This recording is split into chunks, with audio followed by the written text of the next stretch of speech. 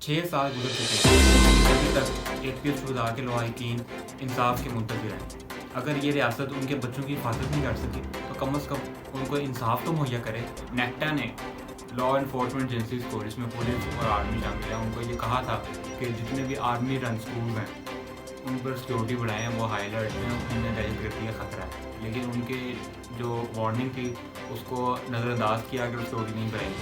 जो Indian government की anti पुल policies हैं जो कि इंस्पायर हुई हैं न्यू लिबरलिज्म से, ये उसका नतीजा है। और बेसिकली ये जो जंग है ये है free market versus regulated market. The news ने रिपोर्ट किया कि इंडिया एक फॉल्स फ्लैग ऑपरेशन प्लान कर रहा है, जिसका मकसद सिर्फ और सिर्फ ये है कि इंटरनेशनल कम्युनिटी की जो अटेंशन है वो फार्मर्स प्रोटेस्ट से डिवाइड की जाए। अस्सलाम वालेकुम नाज़रीन, द वीकली शो में आपको खुशामदीद। आइए चलते हैं आज की पहली खबर की तरफ। 16 दिसंबर पाकिस्तानी तारीख का एक स्याह बाब है। इस दिन दो ऐसे वाक़यात हुए जिनको हम चाह कर भी भुला नहीं सकते।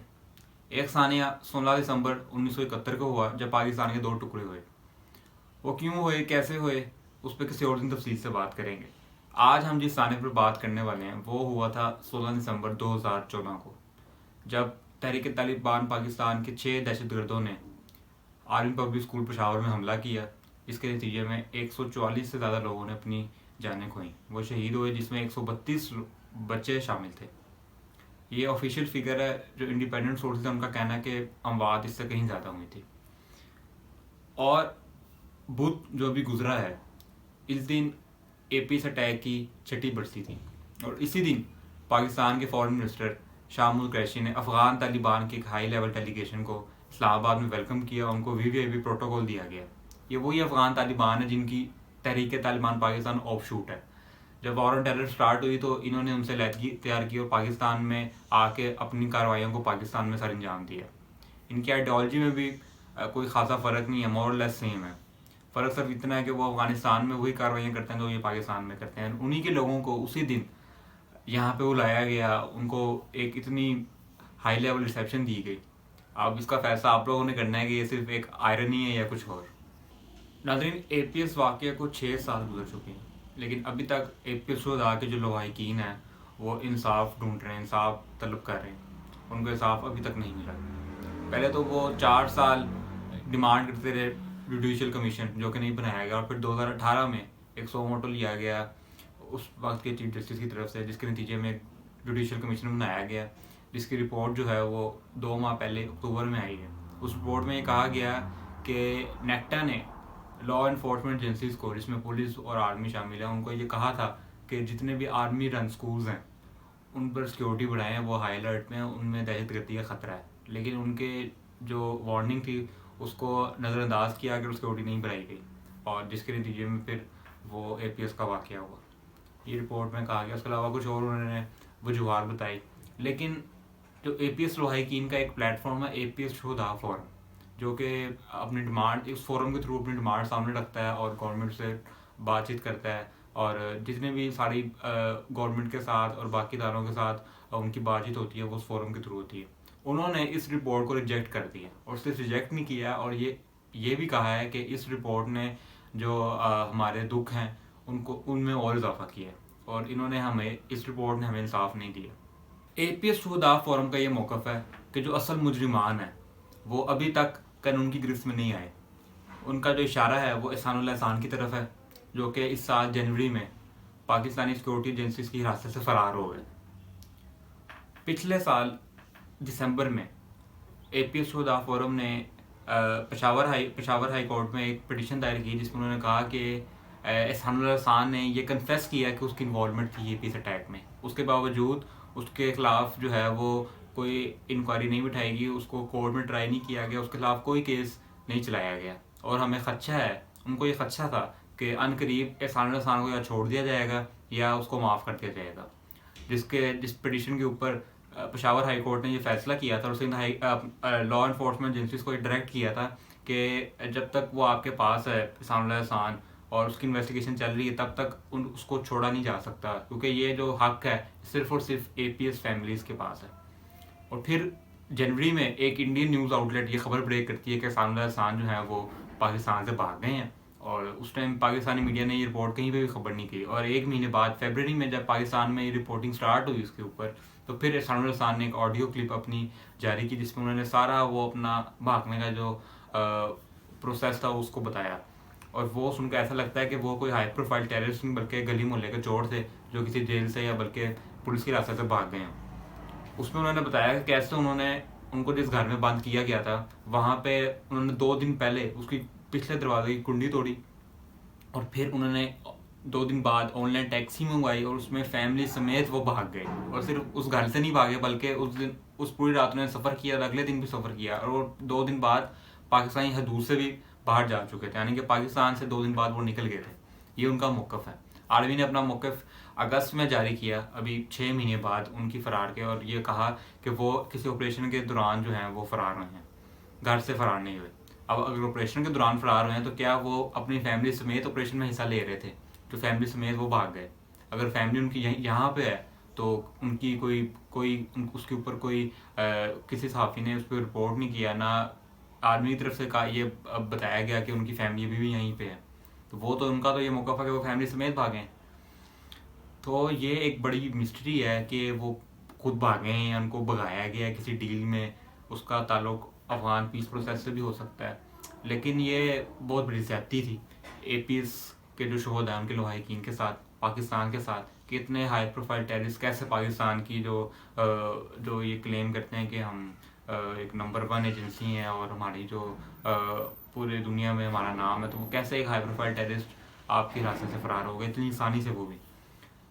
एपीएस शोधा फोरम पे इसके ऊपर बहुत सीरियस रिजर्वेशन है, और उनका ये मानना है कि उसको खुद एजेंसी से उन्होंने खुद वहाँ से निकलवाया है, वो फ़रार नहीं हुए, और इसी बुनियाद के ऊपर उन्होंने इस रिपोर्ट को भी रिजेक्ट किया है और वो अभी तक इंसाफ के तलबगार है।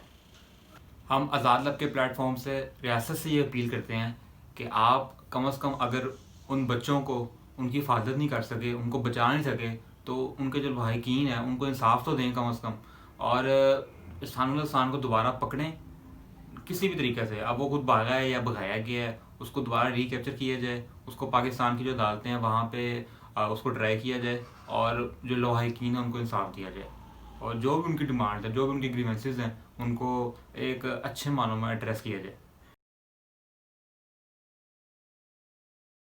इंडिया में पिछले 22 दिनों से किसान सड़कों पर निकले हुए हैं, मार्चेस कर रहे हैं, प्रोटेस्ट कर रहे हैं। उसकी वजूहत क्या हैं और पाकिस्तान के उसके साथ क्या रेलिवेंस है, उस पर बात करने से पहले मैं कुछ फैक्ट्स आपके सामने रखता हूँ जिससे आपको सिचुएशन में समझने में आसानी हो जाएगी। वर्ल्ड इकनॉमिक फोरम के अकॉर्डिंगली इंडिया की 55% पॉपुलेशन जो है वो डिपेंडेंट है फार्मिंग की और एग्रीकल्चर सेक्टर के, और वहीं से वो अपनी अर्निंग्स कमाते हैं।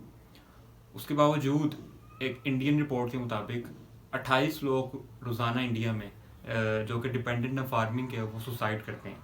ऐसे हालात हैं वहाँ पे किसानों के, और यही हालात ऐसा ऐसा बढ़ते गए और आज वो नहज पे पहुँच चुके हैं, जिसकी वजह से किसान जो हैं वो सड़कों पर निकल आए हैं। जहाँ तक इन प्रोटेस्ट की बात है तो ये तो सितंबर से स्टार्ट हो गए थे, जब इंडियन पार्लियामेंट में यानी कि राज्यसभा और लोकसभा में 3 ऑर्डिनेंसेस पेश की गई थी, और फिर जब वो 27 सितंबर को ऑफिशियली पास हो गई तो इन प्रोटेस्ट में बड़े इंटेंसीफाई हुए, इनमें इनकी तादाद भी बढ़ गई। अब उन लॉज वो क्या थे जिनकी वजह से ये प्रोटेस्ट हो रहे हैं, वो समझने से पहले जो है आपको जो उनका करंट सिस्टम एग्रीकल्चर का इंडिया में वो समझना बहुत ज़रूरी है। वहाँ पे अभी फ़िलहाल जो है वो होती हैं APMCs, इनको एग्रीकल्चर प्रोड्यूस मार्केट कमेटीज़ कहते हैं। इनका काम ये होता है कि वो सारी मार्केट को रेगुलेट करें, जो प्रोक्योरमेंट का प्रोसीजर है वो भी रेगुलेटेड होता है। उस वाले से वो एक मिनिमम सपोर्ट प्राइस जिसको MSP कहते हैं वो उसका तयन करते हैं, जिसका मतलब ये होता है कि कोई भी फसल है उसकी जो मिनिमम प्राइस है वो तयन होगी, उससे कम में कोई भी वो ख़रीद नहीं सकता, जिसका फ़ायदा जाहिर सी बात है किसान को होता है। अब ये जो लॉज आए हैं, ये तीनों लॉज MSP और APMCs का जो रोल है इनको ख़त्म करने के लिए आए हैं, जिसके ऊपर किसानों की काफ़ी रिजर्वेशन है। उनका मानना ये है कि अगर ये ख़त्म हो जाएंगे तो इससे जो बड़ी कॉरपोरेशन हैं उनको फ़ायदा होगा, वो मोनोपलाइज़ करेंगे पूरी मार्केट को और एक्सप्लॉइट करेंगे किसानों को, अपनी मनपसंद की प्राइस वो सेट करेंगे, और जिसका नुकसान सिर्फ और सिर्फ किसानों को होगा। तो इस वजह से वो इन 3 लॉज के ऊपर जो है वो इनको रिवोक करने उनकी डिमांड है कि इनको रिवॉक किया जाए, और इसके ऊपर वो सारे जो हैं वो प्रोटेस्ट हो रहे हैं। जब किसान ये प्रोटेस्ट कर रहे थे और अभी भी कर रहे हैं, तो बीजेपी के लीडर्स तो थे वो बिजी थे उनको खालिस्तानी कहने में, उनको पाकिस्तानी एजेंट्स कहने में, यानी कि लेबलिंग कर रहे थे फुल, जिस तरह पाकिस्तान में होती है अमूमी तौर पर ह्यूमन राइट एक्टिविस्ट को और जो क्रिटिकल वॉइसेस हैं उनको कहा जाता है इंडियन एजेंट्स। उसी तरह वहाँ पे भी उनको खालिस्तानी और पाकिस्तानी एजेंट्स को पता नहीं एंटी नेशनल क्या क्या कहा जा रहा था। अगर करंट स्टेटस की बात करेंगे, करंट स्टेटस क्या है इन प्रोटेस्ट का, तो उनकी जो टॉप लीडरशिप है किसानों की, जो उनकी यूनियंस हैं, वो इस टाइम मौजूद हैं दिल्ली के सिंघू बॉर्डर के ऊपर, जहाँ पे कुछ दिनों पहले ही उन्होंने गवर्नमेंट की प्रपोजल जो थी जिसमें उन्होंने कहा था कि हम इन लॉज को अमेंड करेंगे, उसको रिजेक्ट किया और ये कहा कि हम ये जो कॉस्मेटिक चेंजेस हैं इनको नहीं मानते, हमारी सिर्फ यही डिमांड है कि इन जो 3 लॉज हैं इनको टोटली रिवॉक किया जाए और APMC को और MSP को प्रोटेक्ट किया जाए। अगर हम इस सिचुएशन को थोड़ा ब्रॉडर पॉलिटिकल लेंस से देखें तो हमें पता चलेगा कि जो कुछ हो रहा है ये जो इंडियन गवर्नमेंट की एंटी पुल पॉलिसीज़ हैं जो कि इंस्पायर हुई हैं न्यू लिबरलिज्म से, ये उसका नतीजा है। और बेसिकली ये जो जंग है ये है free market versus regulated market की। जो इंडियन गवर्नमेंट है वो फ्री मार्केट चाहती है और जो फार्मर्स हैं वो रेगुलेटेड मार्केट चाहते हैं, क्योंकि उनको लगता है कि अगर APMC और MSP ख़त्म हो जाएगा तो जो बड़े बड़े इंडस्ट्रियलिस्ट हैं और बड़ी बड़ी कॉर्पोरेशंस हैं वो जो प्रोक्योरमेंट का प्रोसीजर है उसको मोनोपलाइज करेंगी और किसानों को एक्सप्लॉइट करेंगी, अपनी मनपसंद की प्राइसेस जो है वो सेट करेंगी, जिसकी वजह से किसान जो है वो एक्सप्लॉइट होंगे। नाज़रीन, पिछले कुछ दिनों में कुछ ऐसी रिपोर्ट सामने आई हैं जिनसे ये कहा जा सकता है कि इन प्रोटेस्ट की इम्प्लीकेशन सिर्फ और सिर्फ इंडिया पे नहीं बल्कि पाकिस्तान में भी है। द न्यूज़ ने रिपोर्ट किया कि इंडिया एक फॉल्स फ्लैग ऑपरेशन प्लान कर रहा है, जिसका मकसद सिर्फ और सिर्फ ये है कि इंटरनेशनल कम्युनिटी की जो अटेंशन है वो फार्मर्स प्रोटेस्ट से डिवाइड की जाए। और अगर ये ऐसा हो रहा है, ये रियलिटी है, तो ये एक बड़ी तशवीशनाक बात है, क्योंकि इस वक्त जब दोनों मुल्क अपने इंटरनल जो इश्यूज हैं उनसे लड़ रहे हैं, इंडिया में फार्मर्स प्रोटेस्ट है और पाकिस्तान में जो पाकिस्तानी गवर्नमेंट है वो एक जो PDM का एक पॉलिटिकल इशू है उससे लड़ रही है, उसके साथ साथ दोनों मुल्क कोरोना वायरस से भी लड़ रहे हैं। तो इस मौके के ऊपर इस तरह का कोई भी जो अमल है वो बड़ा जो है वो नुकसानदेह हो सकता है, और तो ये दोबारा पाकिस्तान को और इंडिया को एक फुल फ्लैज वॉर के किनारे पर आगे खड़ा कर देगा, जिस तरह पुलवामा अटैक के बाद हुआ था। और इससे जो है इस वक्त ऐसी सिचुएशन को हैंडल करना इन दो मुल्कों के लिए बिल्कुल भी एक्सेप्टेबल नहीं है और ये अफोर्ड नहीं कर सकते। तो इंडिया को चाहिए कि वो ऐसे किसी भी जो मिलिट्री मिस एडवेंचर है उससे बाज रहे, और उनके जो इंटरनल पॉलिटिकल इश्यूज़ हैं, ये प्रोटेस्ट के और बाकी जो मुसलमानों के साथ जो वहाँ पे जो इश्यूज़ उनके चल रहे हैं उनको एड्रेस करे, और इस तरह के किसी भी मिलिट्री जो मिस एडवेंचर है वो करने की कोशिश ना करे।